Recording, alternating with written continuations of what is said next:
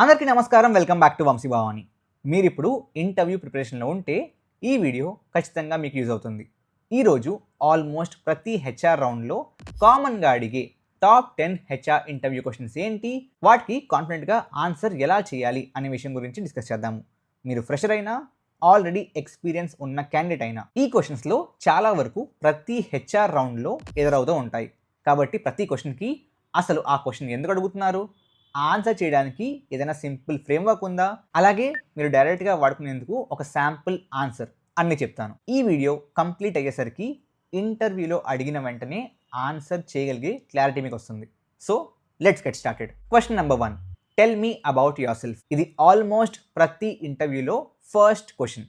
కానీ ఇక్కడ ఒక ఇంపార్టెంట్ పాయింట్ ఏంటంటే, మీ లైఫ్ స్టోరీ చెప్పమని ఇంటర్వ్యూ అడగడం లేదు. స్కూల్ ఎక్కడ చదివారు, కాలేజ్ ఎక్కడికి వెళ్ళారు, ఫ్యామిలీలో ఎవరెవరు ఉన్నారు, ఇవన్నీ చెప్పాల్సిన అవసరం లేదు. ఇంటర్వ్యూయర్కి కావాల్సింది మీరు ఇప్పుడు ఏం చేస్తున్నారు, మీ రిలవెంట్ ఎక్స్పీరియన్స్ ఏంటి, ఈ రోల్కి మీరు ఎందుకు సూటబుల్ అనే క్లియర్ పిక్చర్ కావాలి. దానికి సింపుల్గా ప్రెజెంట్, పాస్ట్ అండ్ ఫ్యూచర్ స్ట్రక్చర్ని ఫాలో అవ్వండి. ముందుగా ఇప్పుడు మీరు ఏం చేస్తున్నారో చెప్పండి. తర్వాత మీ పాస్ట్ ఎక్స్పీరియన్స్లో ఈ రోల్కి రెలవెంట్గా ఉన్న విషయాలని షార్ట్గా చెప్పండి. లాస్ట్లో ఇప్పుడు మీరు నెక్స్ట్ ఆపర్చునిటీ ఎందుకు చూస్తున్నారు, ఈ రోల్ మీద ఎందుకు ఇంట్రెస్ట్ ఉంది అనే విషయం గురించి చెప్పండి. ఫర్ ఎగ్జాంపుల్ మీరు ఇలా చెప్పొచ్చు, ఐఎమ్ కరెంట్లీ వర్కింగ్ యాజ్, మీ రోల్ పేరు, వేర్ ఐ ఫోకస్ ఆన్, మీ key responsibility or achievement, over the last X years I have built experience in so and so relevant skills, before that I అని చెప్పి మీ past brief experience, I am now looking for a role where I can contribute more to అని చెప్పి something specific about this company or role, and that's what drew me to this position. As simple as that. ఒక important point, ఈ ఆన్సర్ని 90 seconds లోపు complete చేయడానికి try చేయండి. చదివి బట్టి కొట్టినట్టు కాకుండా నార్మల్ కన్వర్సేషన్ లాగా చెప్పే వరకు ప్రాక్టీస్ చేయండి. Question number 2, what are your greatest strengths. ఈ క్వశ్చన్తో ఇంటర్వ్యూయర్ ఏం చూస్తున్నారంటే, మీ స్ట్రెంగ్స్ ఈ జాబ్కి ఎంత యూస్ఫుల్గా ఉంటాయి. కాబట్టి మీ దగ్గర ఉన్న స్ట్రెంగ్స్ అన్నీ చెప్పాల్సిన అవసరం లేదు. ఈ పర్టికులర్ రోల్కి రెలవెంట్గా ఉండే 2-3 స్ట్రెంగ్స్ని సెలెక్ట్ చేసుకోండి అంతే. స్ట్రెంగ్త్ చెప్పేసి వదిలేయండి, దానికి ఒక చిన్న ఎగ్జాంపుల్ కూడా చెప్పండి. For example, one of my biggest strengths is clear communication. In my previous role I regularly coordinated between different teams and was able to keep projects on track by making sure everyone stayed aligned. Another strength is problem solving. When we faced so and so brief challenge, what I did was and చెప్పి your explanation which led to so and so positive result. I believe both of these will help me contribute quickly in this role. నా communication strength అని చెప్పి వదిలేయకుండా దానివల్ల మీ previous రోల్లో ఏం result వచ్చిందో చెప్పాలి. Finally ఈ స్ట్రెంగ్త్ ఇప్పుడు అప్లై చేస్తున్న రోల్కి, జాబ్కి ఎలా కనెక్ట్ అవుతుందో వాళ్ళకి ఎక్స్ప్లెయిన్ చేయాలి. Question number 3, what is your greatest weakness. ఈ క్వశ్చన్ వినగానే చాలామంది టెన్షన్ పడిపోతారు, కానీ ఇది మిమ్మల్ని ట్రాప్ చేయడానికి అడిగే ఒక సింపుల్ క్వశ్చన్. ఇంటర్వ్యూయర్ మెయిన్లీ చూసేది మీ గురించి మీకు ఎంత అవేర్నెస్ ఉంది, అలాగే మీరు ఇంప్రూవ్ అవ్వడానికి ఏం చేస్తున్నారు అనే విషయం అంతే. కాబట్టి ఒక జెన్యూన్ వీక్నెస్ చెప్పండి, కానీ ఆ వీక్నెస్ ఈ జాబ్కి అబ్సల్యూట్లీ క్రిటికల్గా ఉండకుండా చూసుకోండి. అలాగే నా వీక్నెస్ ఇది అని చెప్పి వదిలేకుండా దాన్ని ఓవర్కమ్ చేయడానికి మీరు ఏం చేస్తున్నారో కూడా చెప్పండి. For example, I use to find it difficult to say no when people asked for help, which sometimes affected my own deadlines. Over the past year I started prioritising more carefully and setting clearer boundaries. I now use a simple weekly planning system so that I can support others without compromising my own deliverables.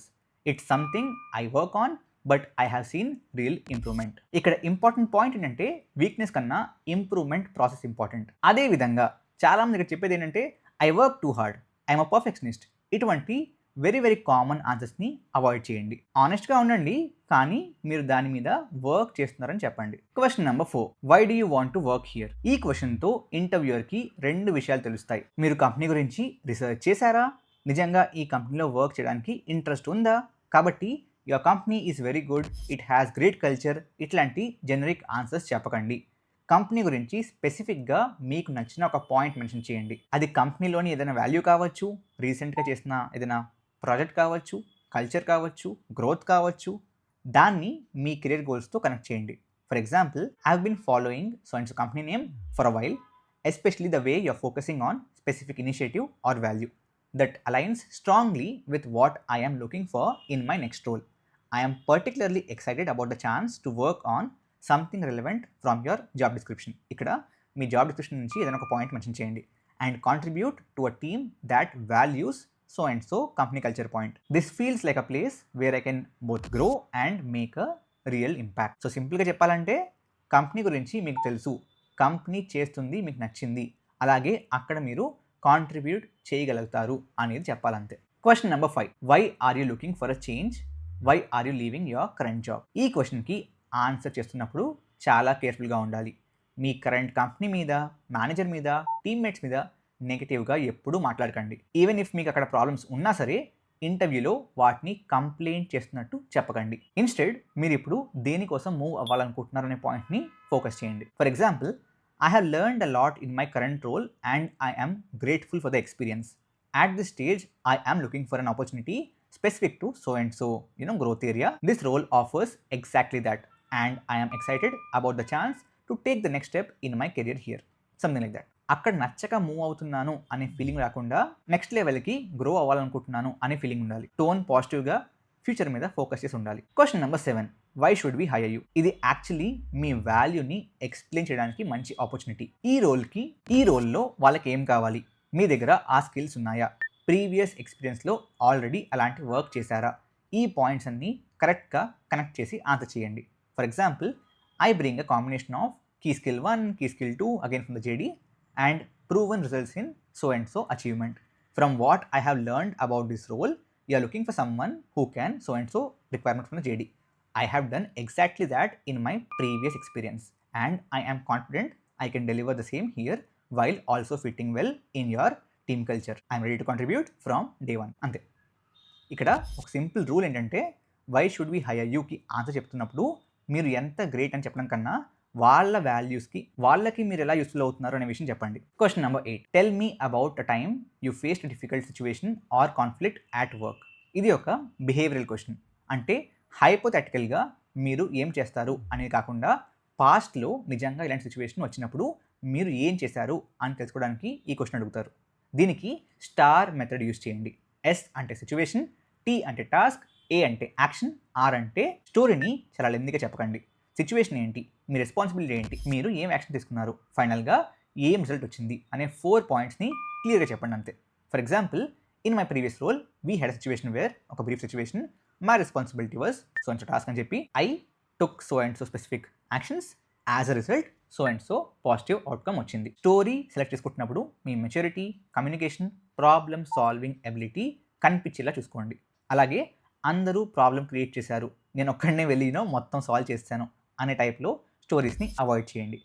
Especially team work ఇంపార్టెంట్గా ఉన్న రోల్స్కి మీరు టీంతో కలిసి problem solve చేయగలిగారా అనే point కూడా కనిపించాలి. Question number 9, what are your salary expectations? ఇది ఇంటర్వ్యూలో కొంచెం అన్కంఫర్టబుల్ క్వశ్చన్లా అనిపించవచ్చు, కానీ ఇట్స్ అ నార్మల్ క్వశ్చన్. ఇంటర్వ్యూకి ముందు మీ రోల్, ఎక్స్పీరియన్స్, లొకేషన్కి మార్కెట్లో రఫ్లీ ఎంత శాలరీ రేంజ్ ఉందో రీసెర్చ్ చేసుకుని ఉంచుకోవాలి.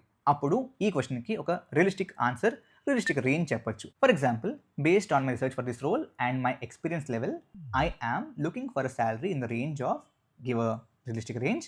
I am flexible depending on the overall compensation package, including benefits and growth opportunities. I would also love to understand the range that you have in your mind for this position as well. ఒక exact number చెప్పడం కంటే ఒక reasonable range చెప్పడం better. వాళ్ళు exact figure అడిగితే overall ఆఫర్ని బట్టి discuss చేయడానికి ఓపెన్గా ఉన్నానని చెప్పండి అంతే. Question number 10, do you have any questions for us? ఈ క్వశ్చన్కి చాలామంది I don't know why they do that, but no I don't have any questions అని చెప్పేస్తారు.